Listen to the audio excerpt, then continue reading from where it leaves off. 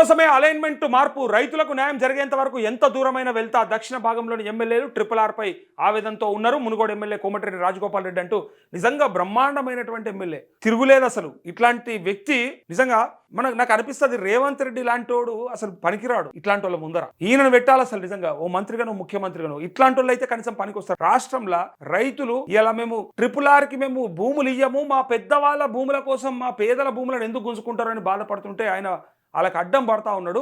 నిజంగా మొన్న నిరుద్యోగుల కోసం మాట్లాడిండు, గతంలో అమరవీరుల కోసం మాట్లాడిండు, గతంలో రైతుల కోసం మాట్లాడిండు, అంతకంటే ముందు ఇందిరమ్మ ఇళ్ల కోసం మాట్లాడిండు. ప్రతి దాని కోసం మాట్లాడుతూ ఉన్నాడు. నిజంగా రైతుల పక్షపాతి అని చెప్పొచ్చు. ఇప్పుడు ఈ విషయం బట్టి చూస్తే ఆయన ఖచ్చితంగా రైతుల వెంట ఉంటా, అవసరమైతే పోరాటం చేస్తా అని చెప్తా ఉన్నాడు. ఆయన అన్న మంత్రి అయినప్పటికీ కూడా ఆలోచిస్తలేడు, వెనకపోతలేడు.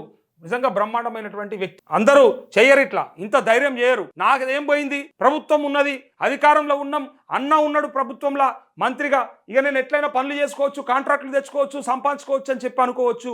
లేదా నేను ఎమ్మెల్యేగా ఏ కాంట్రాక్టులను తెచ్చుకొని ఏమన్నా పని చేసుకోవచ్చు అని చెప్పి అనుకోవచ్చు. కానీ ఆయన పదవులకు విలువిచ్చే వ్యక్తి కాదని తెలుస్తా ఉంది దీన్ని బట్టి చూస్తూ ఉంటే. RRR రైతుల కోసం ఆయన మాట్లాడిన మాటలు వింటే అసలు ఏ పదవి కూడా ఆయనకు అక్కర్లేదు, పదవి కోసం మాట్లాడతలేడు అనేది కనిపిస్తా ఉంది. అవసరమైతే పోరాటం చేస్తా అంటే రేపు పొద్దుగాల అధిష్టానం ఏమైనా నిర్ణయం తీసుకున్నా, ఇక్కడ రేవంత్ రెడ్డి ఏమైనా ఇబ్బంది పెట్టినా భరిస్తాడు, భరించడానికి సిద్ధమైండు.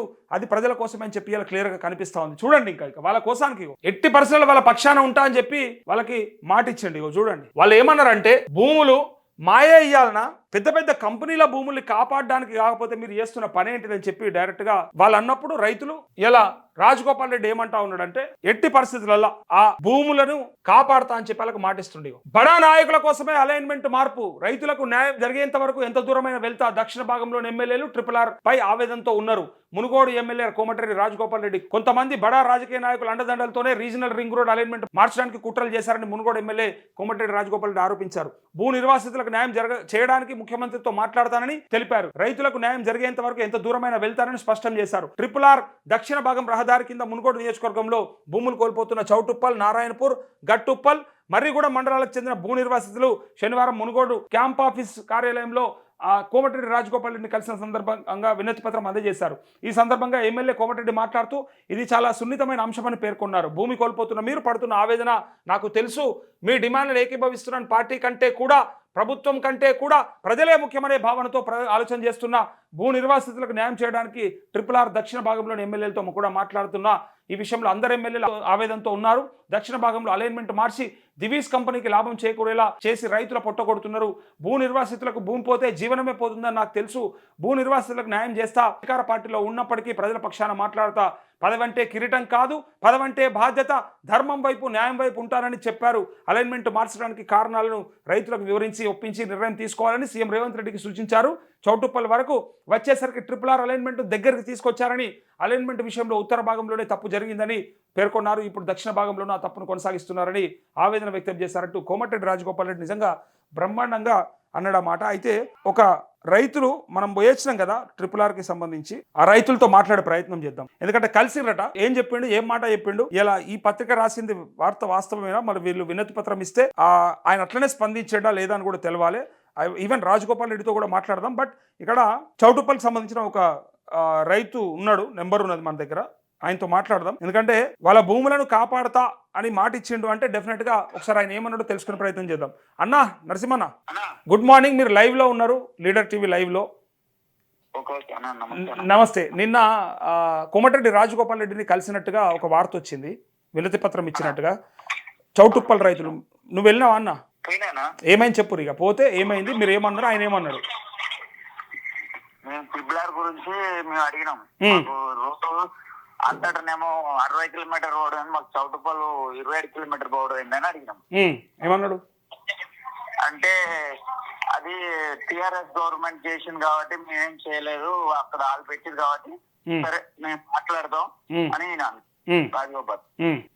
మాట్లాడే కాదు సార్, మాకు ఇక్కడ మాకు రోడే అవసరం లేదు, మాకు ఊరుకు దగ్గర నుంచి ఉంది కాబట్టి మాకు రోడ్డు దూరంకెళ్ళి తీసుకోవాలంటే అది ఫస్ట్ నుంచి వాళ్ళు తీసేది కాబట్టి మనం చేయడానికి ఏం లేదు, కాకపోతే నష్టపరిహారం అనేది ఎక్కువ నన్ను కట్టిస్తా అని చెప్పింది సార్.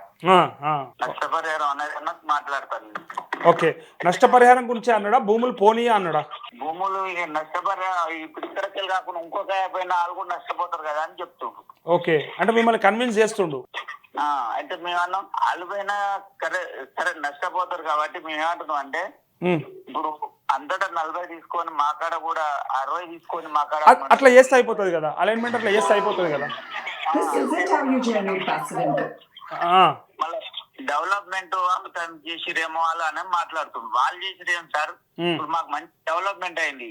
ఎకరం భూమి ఇలా 5 కోట్ల విలువైన భూమిని ఇలా మీకు అనవసరంగా మమ్మల్ని ఆగం చేసే పొజిషన్ తీసుకొచ్చిరు అని మేము మాట్లాడి. ఓకే, అయితే ఏమంటుండంటే అరే సరే మేము ఏమంటున్నాం 100% మీకే సపోర్ట్ చేస్తా. మేము ఒకలే కాదు, ఒక 10 మంది ఎమ్మెల్యేలను కూర్చొని ముఖ్యమంత్రి కాడ కూర్చొని మాట్లాడతాం, మీకు న్యాయం అయ్యేటట్టే చేస్తాను. అది ఒక మాట మాత్రం మాట్లాడింది. ఓకే, మీకు న్యాయం చేస్తాను అంటుండు అంతే, వరకే మాట్లాడినా. అదే ఇలా పత్రిక నమస్తే తెలంగాణలో వచ్చింది. దాంట్లో ఏమంటారంటే ఎట్టి పరిస్థితుల్లో మీ భూముల్ని పోనీయను, ఆ పెద్దల భూముల కోసం అలైన్మెంట్ మార్చిరు అని చెప్పన్నాడు.